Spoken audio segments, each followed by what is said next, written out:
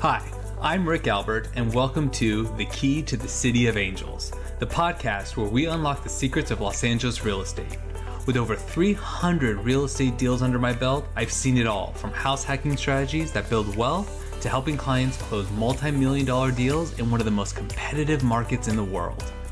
Every week, I'll bring you expert insights, market trends, and inspiring success stories to help you navigate the LA real estate scene. Whether you're a first-time buyer, an investor, or just curious about what it takes to thrive in the City of Angels, this podcast is your guide to making smarter decisions and achieving your goals. So grab your keys. It's time to unlock your path to prosperity in Los Angeles real estate.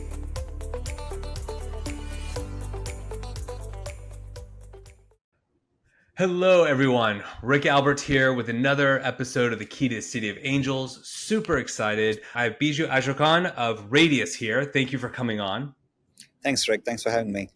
Yeah, so it's, we'll call it perfect timing, right? Because we're going to talk about what's going on behind the scenes at Brokerages and what you guys do, but also with the big news that just came out with Compass buying Anywhere Real Estate, which for those who don't know, Anywhere is an umbrella of a bunch of brands, Coldwell Banker, Century 21, Sotheby's, all of that. So we can talk about what are Brokerages going to be doing going forward because we have all this going on. So first of all, how did you get into this space? I used to run a brokerage, and I realized that by running a brokerage for 5 years, that the unit economics of running a brokerage just doesn't add up. And you can see that in these larger brokerages. They have 300,000 agents, 30,000 agents, and they're still struggling for profitability, which just says the business model doesn't work. Mm-hmm. So the only way this can work is through software. If you write down the list of things a brokerage offers or supposed to offer, and if you can replace all of that with lines of code that can do the same thing or better, then this business model makes sense. Then there is a margin to play with. Then there is profitability. Then there is scale. So I think all these brokerages already know that. That's why they're making all these consolidations, and acquisitions, and sales. What inefficiencies are you referring to that you're saying that can be replaced? So traditionally, brokerages provide a lot of support. And the way they give support is through people. They have auditors on payroll. They have managing brokers on payroll. So every 100 or 200 agents, you add another managing broker. Most of their agents sell anywhere between 3 to 8 sales transactions a year. So it's not super productive for every agent that they support. Some of them provide office spaces. There's just a lot of things that they provide, which costs money. Mm-hmm. If there is, let's say, a brokerage which has agents that close like 20 plus deals every year, let's just say, and then they don't provide people for support. Instead, they give software to solve the same problems. So that reduces expenses and it makes the agents more productive. And the only thing that can do both is tech. So if you do that, then the margins increase and then it becomes profitable. That's what led me to start Radius, where I saw how a brokerage operates and then see if we can replace them with code. That makes sense. Because most agents are 100% commission, yeah. All the brokerages really need is the headcount. Correct. Like it's almost like they don't care if they sell one deal or 100 deals because Correct. It doesn't cost them that much to have them on board, Correct. Which is part of, in my opinion, the failure of the industry. Yeah, exactly. Like, we shouldn't have part-time agents. Yeah, if you look at brokerages like EXP, what you're saying is absolutely true. If you look at their statements, the average revenue that they earn, the company dollar per agent, is around $3,500 to $4,500 a year. That's how little they make per agent. So wow. Where's the money in that, scalability in that? Like if you compare the best brokerage with the best numbers with the best software company in any industry, it's night and day. Like, these are not businesses that people get into because of the low margins. But somehow brokerages have been functioning like this for many years. Now I think they're seeing a big difference because of AI and all this tech coming in. I think they're sensing an opportunity to turn this around. Do you think it's also because there's not enough business to go around? That's a huge factor. The macro definitely affected this because an agent who was selling 10 properties a year now suddenly sells 5 properties a year. So there's revenue dropped. My expenses stay the same. Business don't look good and it doesn't look good anymore. That's why You can just Google anywhere how their stock price has reduced over the last 3 years. Same with Compass, same with EXP, same with Real, anyone. It's all going down. And that's because of those two factors. Macro is going down, not many transactions, and their expenses are pretty high. Got it. Okay, so then where, because a lot of people that listen aren't necessarily agents, but this does directly impact them, right? Because everybody knows 100 agents, but if we're trying to be more efficient, because I guess my biggest issue, and this is, I'm actually mentioning this in my newsletter that's coming up, is we're in a really tough spot. My job as a real estate agent isn't actually to sell homes, it's client acquisition. Mm-hmm. I could really, right? Like, just like a loan officer's job isn't really to produce a loan. It's exactly, it's trying to sell loans. And I think that's part of the problem. And that's why oftentimes we're viewed as car salesmen. Yeah, because exactly. we're not really there. Yeah, that's why agents who are good influencers in social media do really well today, because they figured it out. They figured out a channel that works. Right. And if you have a lot of followers, you can post stuff and get new leads. Once you get a new client, then most of the things that you do, you should do it really well. But most of it that you do is repetitive in nature. You do the same thing with every client. You collect their search, you show them homes, they ask the same kind of questions. You respond with your area of expertise, which is you know a lot about your neighborhood. And then once they get into paperwork and stuff, the offer writing and documents that needs to be signed, disclosures that need to be signed, they're all the same. Right. So it's just a bunch of repetitive processes that happen over and over again with multiple clients. So the only thing that makes you unique is your ability to generate new leads, which is why agents are more active on social media today than ever before. And they're very creative with new ways of getting leads. Yeah, I had to help someone sell property up in the Bay Area, actually. And so when I was looking up agents that sold in this townhouse community, one of the first things I looked for is their social media. And I wasn't expecting them to, I don't care if they had one follower or 100,000 followers. I didn't care. I just wanted to know that they existed. Correct. Yep. And some even go into their social media and see what kind of post. Did they sell anything recently? Mm-hmm. Is it in my neighborhood that I'm looking to buy in? There's a lot of those questions that come up too that social media can answer for you. Yeah. So with some of the inefficiencies you're seeing on the back end, because with this big merger, we're also going to start seeing these smaller brokerages it's almost like a do or die moment, really. Because otherwise everyone's just going to have to join them. So where we talked a little bit about the inefficiencies in terms of people. So where does the software come into play? So this is what my prediction is with this acquisition. They're going 10x Compass, like whatever number of agents they had, they suddenly have 300,000 agents more. It's going to take a while to implement their systems and scale. They're probably not going to acquire new agents and teams because they just got 300,000 agents. They don't need to. They don't need to. It's probably going to take them a year or two to get the systems in place. There's going to be a period of confusion for all the teams that are already with Anywhere.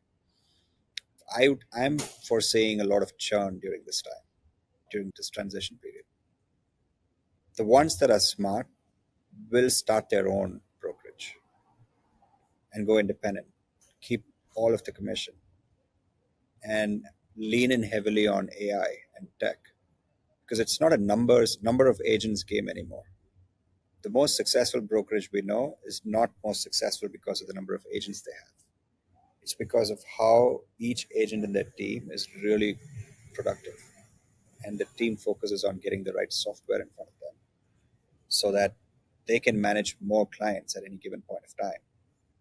And the software and the tech and AI kind of takes care of most of these repetitive things that I was talking about.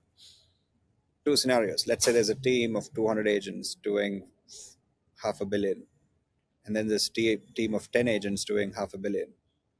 You would obviously choose the second one. That's what tech's going to do. So these teams in Anywhere and Compass are probably in the next year or two going to leave and start their own firm, because it's very difficult to be part of this huge company where there's minimum tech. There's a lot of people-based support, so the margins don't look good. So they're not going to give more and more support. If anything, they're going to reduce the support. So it's probably a smart time to start your own. I didn't even bring that up because I know. So one of the other big changes that I've been seeing over the last few years is actually the pay structure with agents. One of which is the commission cap. So it's like, look, It's an 80-20 split, but as soon as the brokerage makes their 16,000 or whatever number you come up with, after that, the agent gets 100%. Mm-hmm. So it's like for the agent, I get why that'd be a recruiting tool to get more agents. But Yeah. from a brokerage, I'm like, you can't run a business off that. No, there's no way. That's what I'm saying. Like, it's super easy to attract an agent. Just give them the best deal and they'll join you. But it Mm-hmm. doesn't make sense as a business. Now, the companies that do this, they don't have enough cash to play with to build the right technology either. So they're like stuck in no man's land because they don't have the money to invest in engineering and tech. And Mm-hmm. that's in the long run, that's the reason why they're going to lose more and more agents and they lose the attractability. But at the Because the same time, agents they, need the support. yeah. And then they instead, they need the support. So what do? They hire more people, which further hurts the margins. So going in that direction, giving like really good deals of 16K cap, 20K cap is not a good business model for brokers. Yeah. Yeah, I always wondered that. I remember talking to, I think he was like a managing or a team lead for Keller Williams. He was just in Texas at a conference. And I asked him about that. I was like, how do you guys survive? And he's like, most agents don't meet the cap. So basically, the following year it resets. Yeah. And that's just is what it I mean, is. even from that answer, if they don't even meet that cap, Mm-hmm. Which is a problem. they're not even making 16K or 25K, right? Like they're making even less. So Right. then they have lesser money to invest in R&D, new tech. But they've Right. increased the So, number of agents, which means all these agents are just bombarding this brokerage with questions about compliance, about managing broker related questions, legal stuff, tech stuff, like how to get leads, best practices, all these questions come. yeah. What do these guys do? They just hire all these people to support them and answer these questions. So, what do you think is going to be happening over the next 10ish years? I know, but you're saying like more, you see really like more independent brokerage, or are we seeing existing brokerages that might start implementing the tech Yeah. to try to keep up, or it could be a hybrid? Yeah, I think it's going to be, I think the big traditional brokerage model is going to die for sure. And you're already Yeah. seeing it die. Keller Williams sold 30 to 40% of their stake to some PE fund a few months Mm-hmm. ago. Redfin is sold to Rocket, and Rocket is a mortgage company, not even a brokerage. Yeah, I Uh, thought that was interesting. But yeah, Redfin was never profitable. yeah, That was because my understanding. that's like the other extreme. They pay salaries to agents in addition to all the operational salaries. So this is Mm-hmm. the other extreme of Which could work. Could work if there's accountability. if the market is always good, it would work. If there's a dip, which real estate always goes through ups and downs every 5 years. Sure. So this model and open door also only works in like up market. It doesn't work in like a market like this today. Yeah. So my point being, in the future, I think traditional brokerages will slowly die, and there's going to be a whole bunch of boutique independent brokerages, all powered by kind of the same tech, heavily reliant on AI. And the number of agents overall in the country is probably going to drop from 2 million to maybe 500,000 or something. Because, This is how it should be. yeah, and AI and tech will make each of those agents more productive. So the number of transactions as a whole is the same because it's the same thing that happens every year, 5 million, Right. 6 million homes. It says that each agent will now produce a lot more than before because they rely on tech. Yeah, that's what I was predicting. It was funny because back in 2021, when the market was super hot, and I remember talking to agents, and like I was being really flexible on like schedules, and like, why are you being so nice? I'm like, because this is not going to last. Yeah. And there's going to come a point where we're going to meet again, Yeah. and I might need a favor, whether Yeah. it's can you give my client's offer accepted or whatever it might be, Yep. because yeah, there's going to be a huge drop off in agents. Yeah. And I honestly, there probably should be. And I'm also seeing that teams are just getting more market share. Yeah. So every single, like we have about close to 100 teams. Every single Okay. team of ours has grown a minimum of 100% last year, and this year, a minimum of 80%. This is in spite of the markets going down year on year. Right. That's because our tech and being independent, they get to keep more of their commissions. What do they do with that extra commission? They invest that in more growth and recruiting. So this is the model that I'm seeing. Like I have data to prove it that in going Right. independent, you're going to 2x your brokerage revenue year on year. which is not the truth. If you look at a franchise, if you look at a team in any of these larger brokerages, they don't grow 2x year on year. They're going down. So for these smaller brokerages that you work with, how many agents on average would you say are in each company? Yeah, we have teams with 5 agents all the way up to 200 agents. Okay. The 200 agent ones are like more distributed. They're not in one location. But the 5 agent, 10 agent, 20 agent teams, like one office, one location. And have you noticed a difference in production between the 200 versus the 5? The brokerages that have 100 plus agents, they have a different mentality. They just hire beginners, experienced agents, teams. They onboard teams in bulk. They have a different mindset. And usually the ones that grow that fast have a steady lead source. They probably have Zillow Flex or something like that, where the number of leads at the top of the funnel is pretty high. So they can actually support all these agents. All these agents come in to get those leads anyway. The problem these teams have is retention, because as Zillow Flex leads, you share a significant amount of commission back with the team lead and Zillow. So as an agent, you make very little. So after a point, once they get the name of the game, they usually churn and they start their own or become like an independent contractor with some other team. So there's like a high churn business. So the reason why they come to us is retention.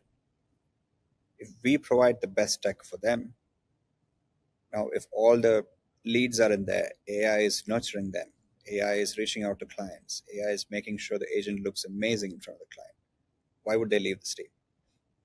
Because now instead of doing 10 sales, they're doing 15 sales, 20 sales. So they're making more money as well. So that's what our pitch is to larger teams. Got it. And so let's say I have a vision of wanting to do 100 plus transactions. Where does the tech fit in with something like that? Yeah, so I'll explain a little bit more of our tech. Go for it. Our AI assistant, we call it Mel. Once you add all your leads into our system, Mel will start reaching out to them. So you as an agent, you're not doing anything. Mel is texting, emailing, calling, like in-app messaging, them collecting their search criteria or collecting their listing information, setting up a search board, recommending properties, and then learning from what they do on these properties that are recommended. If they shortlist or reject, it learns, it corrects, and then it recommends better properties based on that. And then if they ask questions like, hey, what's the nearest school?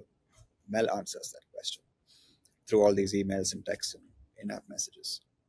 On the other hand, if the seller says, I want to know what my property is valued at, Mel will create a CMA report on the go. So the agents don't have to go anywhere and create it. Mel creates it for them with their brand and sends it to them. So it brings these leads all the way to meetings in your calendar, property showings in your calendar. So now my vision is all our agents should just have their calendars filled up with Mel scheduling property showings and meetings, and they just show up, do a good job, client is impressed, and then Mel continues staying in touch with them, responding to their questions, and then whenever agent needs to jump on, Mel brings them on board. That's the vision, right? So imagine if you have 10,000 leads and you load all this, your calendar is going to be filled with meetings by Mel. So you might be an agent who sells 10 properties a year before. Now you can actually dream of 20 or 30 or 100 even, right? Yeah. Okay, but where do you draw the line between like relationship customer service, right? So if a client reaches out and says, I don't want to talk to Mel, this AI tool. Yeah, it's always a three-way chat. So whenever the client is messaging saying, I want to talk to the agent, immediately meeting is scheduled, or the agent himself is a part of the chat, will jump in and talk to them, sends a push notification to them. So one thing AI can never replace is the one-on-one in-person meetings, interactions. Whenever clients want to talk to a human, especially when they're investing $1 million into a property, they want to talk to someone. Right. So there are points in the workflow where the agents will have to play a big role. And that's when Mel will drop them in and schedule stuff for them. It immediately becomes an assistant for them. Got it. Okay. That makes sense. Because that was always like my big thing is like, I don't want to, because like I know when I've called and it's like, I can tell immediately if it's AI. And I'm like, either just get me to a person, but on the flip side, if you want to go old school and say press 1 if you want to go here, press 2, I almost like on some of it I actually like that, because it's all right, just get me where I need to go, Yeah, so I can move on rather than yeah, being put on hold. Or to your point, if I'm out doing showings, I can't always answer the phone. yeah, exactly. So that's why there's limited time for you. Then that's why that impacts the number of transactions you do in a month, in a year, right? We want to be that engine behind you, taking over all the repetitive tasks, so that you can do 5x more. Mm-hmm. Not just that, our software also has the whole documentation part automated. So if you want to send a buyer agreement or listing agreement or an offer or any purchase agreement, like everything is in our library, everything is pre-tagged, and Mel has access to all of that. So you just have to say, hey, send an offer to this client, and Mel will send an offer. Okay, so it's a very high level assistant, just Correct. short of opening a door. Correct. Okay, which makes sense, and I think I could see how, especially when someone's starting out, they don't have the resources to hire the assistant. They don't have the resources to do all that, because that was always the big thing. I remember watching interviews with some top producing agents, and they're like, why don't you start your own brokerage? And they're like, because a lot of them have negotiated such great splits.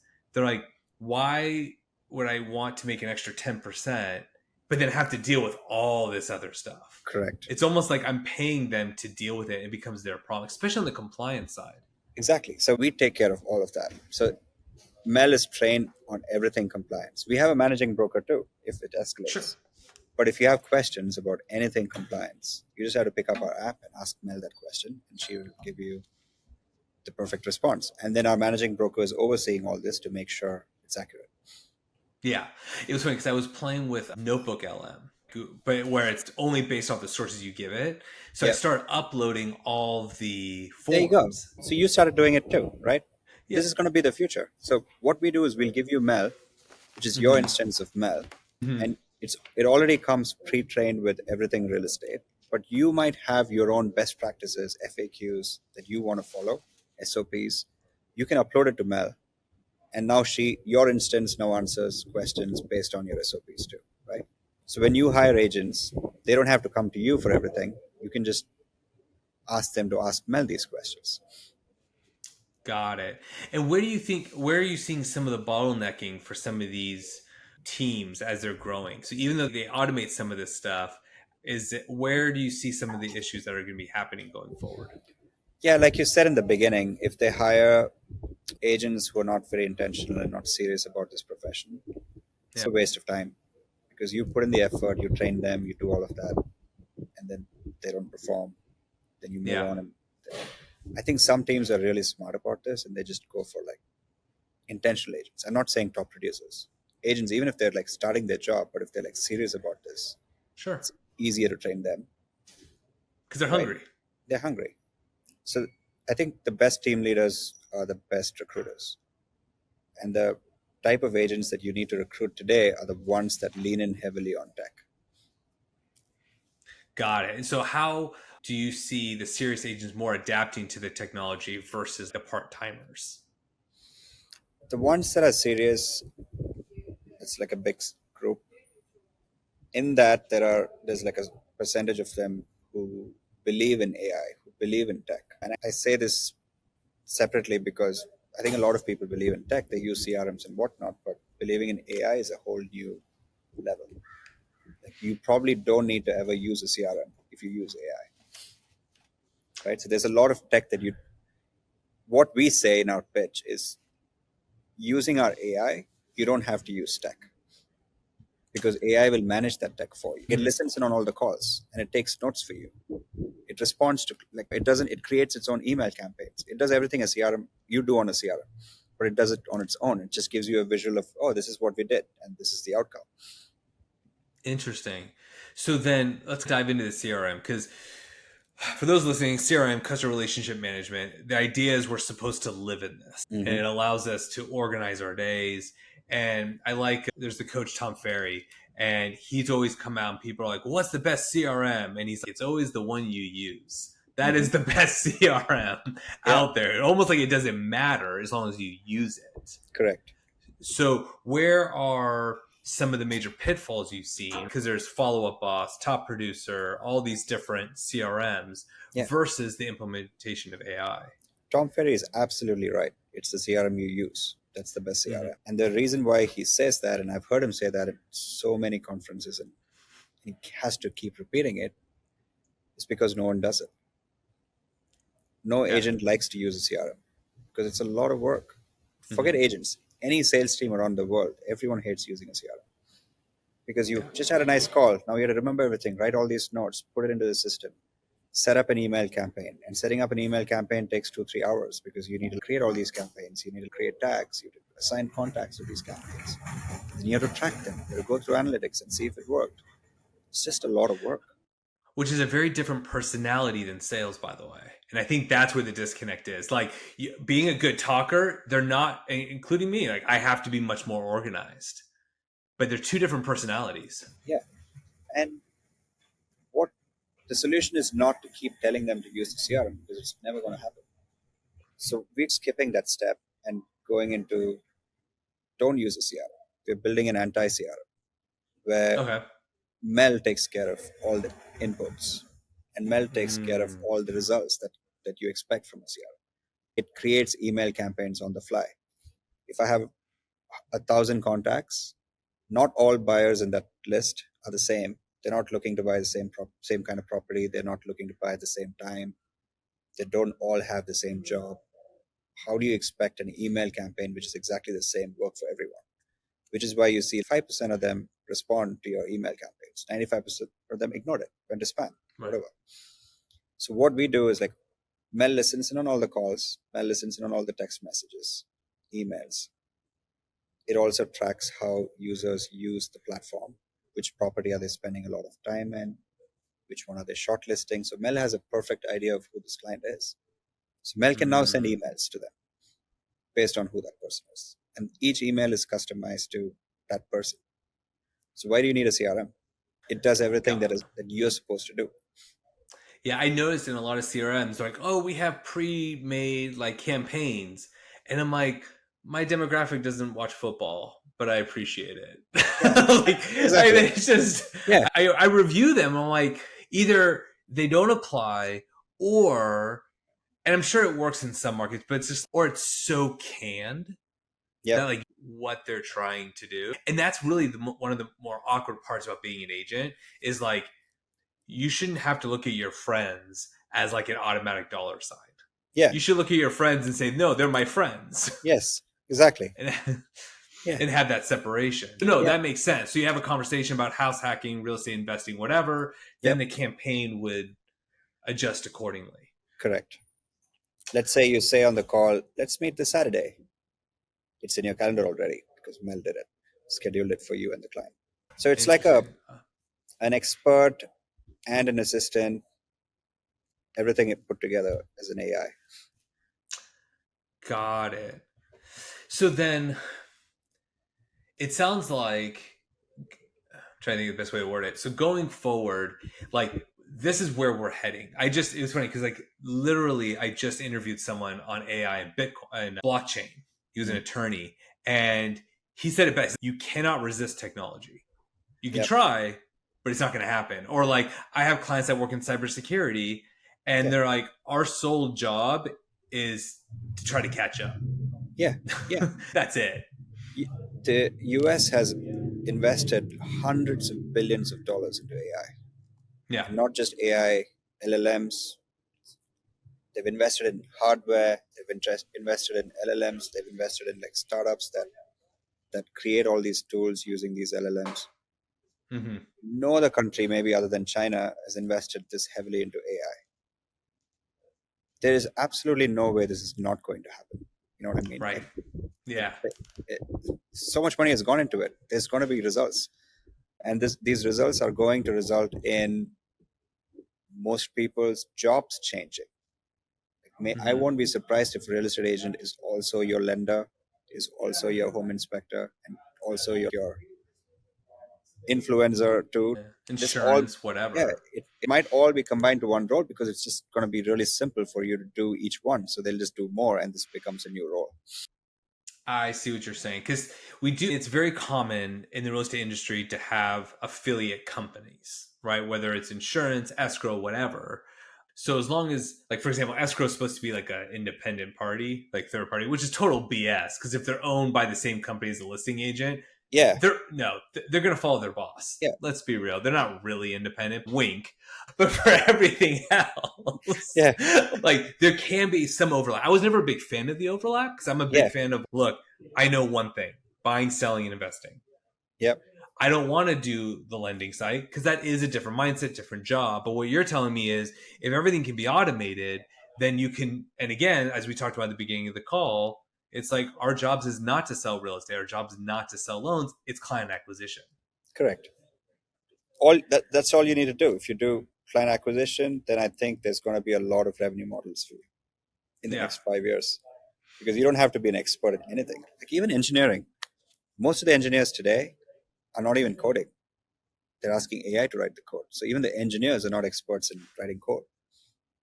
But couldn't that like in some way be a problem? Because if there's so many agents out there, you want to differentiate yourself as like, look, I'm the knowledge broker, right? I have clients who call me because they know I know my shit. Yeah. But if everything's being automated, if everything's being done for you, how No, can so you're absolutely agents... spot on, because when everyone's the same, you have to do something different to stand out. Right. That's So going to be the case. Like in every industry, like AI can paint stuff now, can be artists. If every art is the same, then the artist who like jumps out because they use something different and their concept is super different, then they stand out. It's the same thing with real estate agents. Every real estate agent gives the same kind of service because of AI and tech or whatever. Then they will look for an edge. Maybe you're like a influencer because you know all the restaurants in your neighborhood, or you're an influencer because you have the knowledge of the entire city. Like I think every agent will now start pursuing like their own kind of area of expertise to stand out, and they will use that to acquire leads. So that would be interesting because a lot of clients come to me because, like on the buy side, my big thing is house hacking, which is you buy a property, rent by the room, rent out a second unit. I've done it twice in LA. I'm a case study in a book. Yeah. So that would be interesting. So there's less agents. Yep. And now these agents have almost... So if I'm a brokerage, what I could do, everything's automated. So as far as systems are concerned, it's even across the board.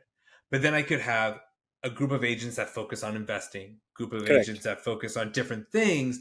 That's how they would stand out. So Correct. if I funnel in a lead, what are your goals? Okay, here's my goals. Mel then says, based on this, you need to talk to these particular teams. Is that kind of what you're saying? Absolutely. Yeah. When everything's the same, this happened at Compass too, right? Every Compass agent looked the same. Every Compass agent had the same branding. That was one of their big things too. They had to use their colors, their everything. In the beginning, it was awesome because their colors and everything looked great.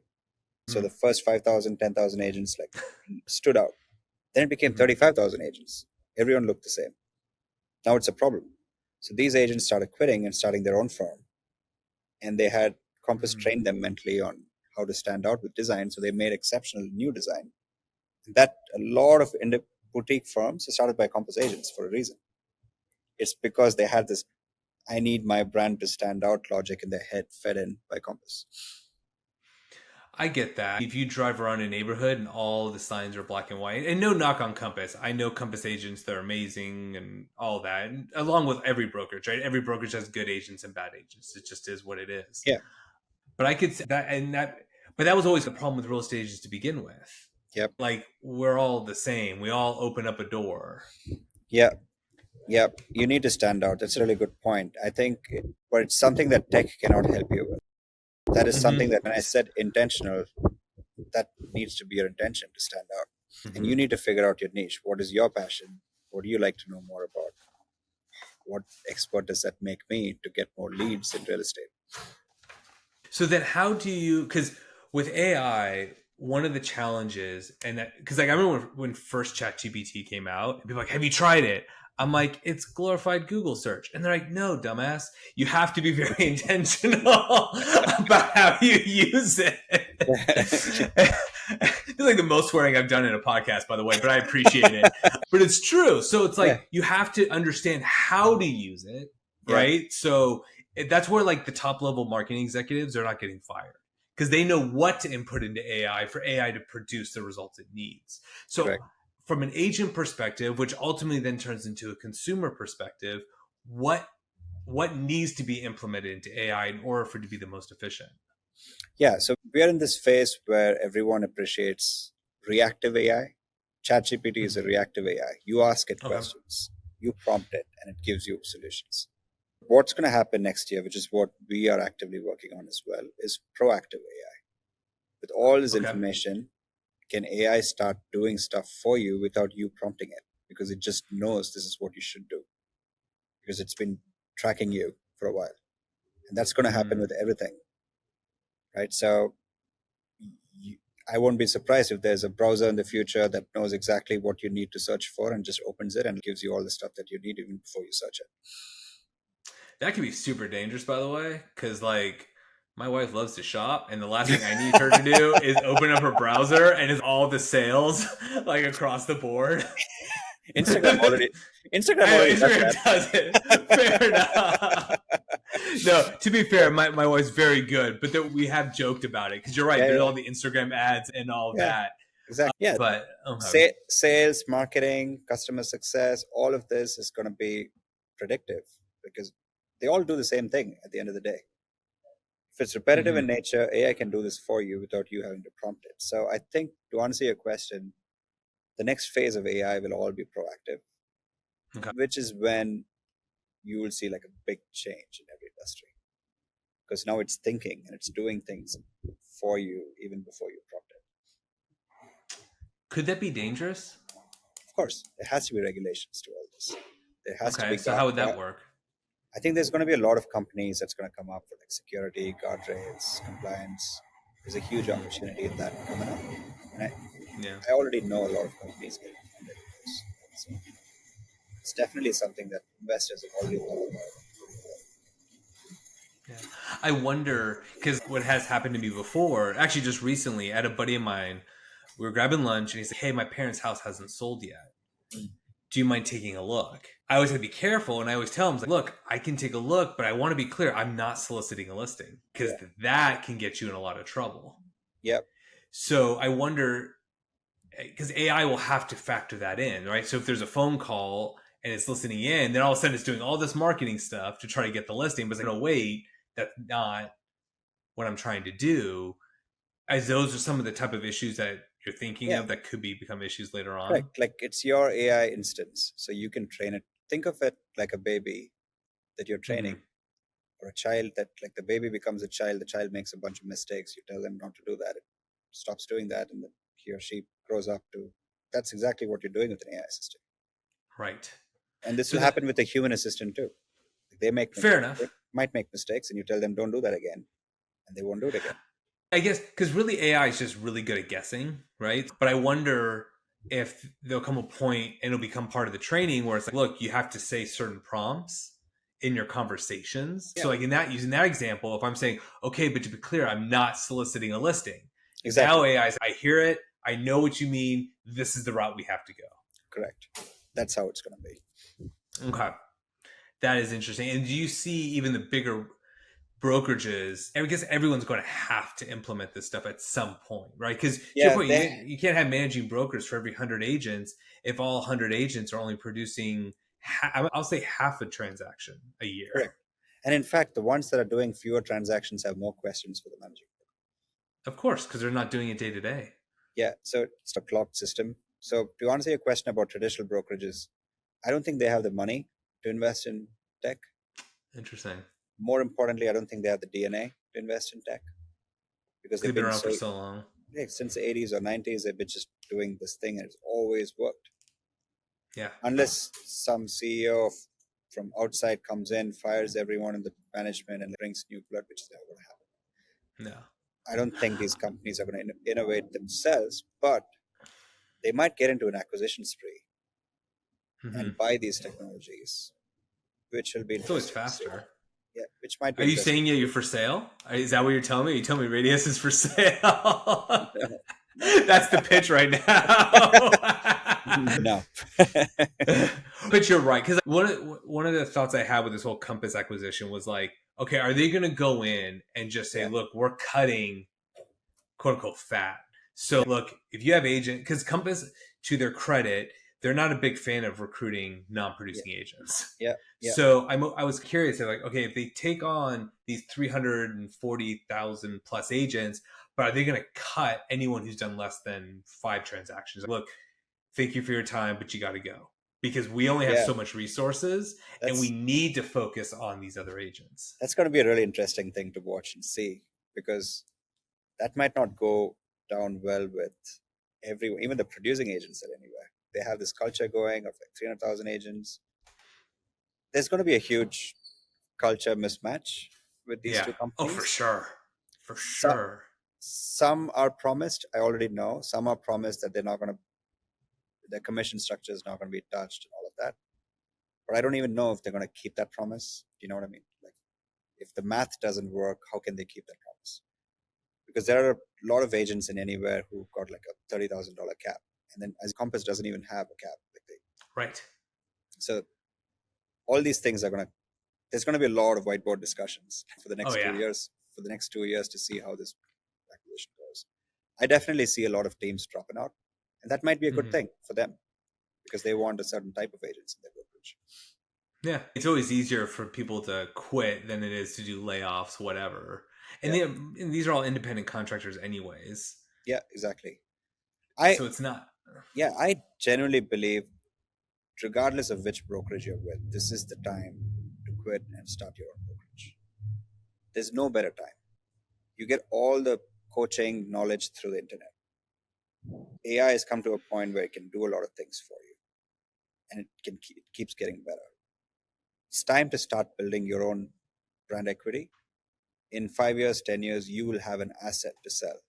But instead, if you're in a team in a larger brokerage, you're just saying they just got acquired for 1.6 billion, 22% of ownership.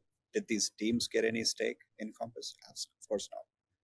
It's No. just the, it's just the people who own anywhere who got stake, right? They could have, if they started their own business 5 years ago and built it to a certain point, Compass might have acquired them for a small amount and they would have made money on it. Yeah. It's for the same amount of effort. Yeah. I will say on the real estate agent side, it's unless you're in like real estate coaching, the exit strategy is rarely talked about. Yeah, And it's more of just, okay, I retire and my business is done. yeah. They That's don't, there isn't much after that. that's unbelievable to me. Like, I haven't met a single non-real estate founder who would say that, oh, I just want to do this to get paid. Yeah. That's not why you start a company. You start a company for it to last long, for it to be an asset that can be sold. Yeah. No, I agree. All right. This has been actually quite eye opening. I really appreciate it. And I think that people listening hopefully got a lot. What is something to wrap this up? What are you going to be, what would be the best advice you'd give both real estate agents, but also the consumers as well, right? Because they're going to be affected by this AI, technology, whatever, one way or another. Yeah, for real estate agents, like I said, this is the right time. If you're an expert, you're a top producer, this is the right time to start your own brand. There is tech that can support you. You don't need to be affiliated with any of these large brokerages because you don't have ownership in any of these. So Mm-hmm. start building that brand equity. Even within 5 years, you'll start realizing a lot more than what you would have typically earned if you're a team in a larger brokerage. Mm-hmm. For consumers, I think this is going to be a fun time for them because they're going to get quick responses like never before because of AI and tech. They're going to get information about different types of property and what they want to buy based on who they are. It's going to be really exciting to see how amazing the whole property buying experience is going to be for them. So if I were them, I would work with an agent who leans in heavily on new systems that can generate good marketing material, good information about neighborhoods, like all of those things. I could see that because if I'm a seller, it's like I know you're busy, you have other listings. So how do I know that I'm being prioritized? We've Yeah, implemented all these systems to make sure yeah, that everyone's getting the best service possible. correct. So I think this is going to be an amazing time for consumers. Like it's back in the 90s, I think real estate was all about consumers. And then big brokerages, MLSs, all these guys came in and they ruined it. They prioritized agents over consumers. So now consumers for the last 20 years are now used to a certain type of service and they can't expect more, which is why they always complain. I wish someone explained the documentation that I'm signing, or I wish like this response was faster. Yeah. Because no one on the other side cares about these things because this is the normal. I think the next phase is going to be consumer-centric. And it's about response times, information, options, quick documentation. So many things that's going to improve for them. It's going to be exciting for them. Yeah. Very cool. Thank you so much for coming on the show. I really appreciate it. How can people get a hold of you? My email address is biju@radiusagent.com. Easy enough. And our website is www.radiusagent.com. It's the easiest way to get in touch with us. Perfect. All right. Thank you so much for coming on. I really appreciate it. And I just want to say thank you for everyone else for listening or watching. And I will talk to you guys next week. Thanks, Rick. Thanks for tuning in to The Key to the City of Angels. I hope you found today's episode helpful as you navigate the world of Los Angeles real estate. Whether you're looking to buy your first home, expand your investment portfolio, or sell in this competitive market, I'm here to help you succeed. Let's connect. Visit my website or follow me on social media to learn more about how I can help you achieve your real estate goals. And if you're ready to take the next step, don't hesitate to reach out. I'd love to work with you. If you've enjoyed this episode, be sure to subscribe, leave a review, and share it with someone who might benefit. Together, let's unlock your potential and make your real estate dreams a reality.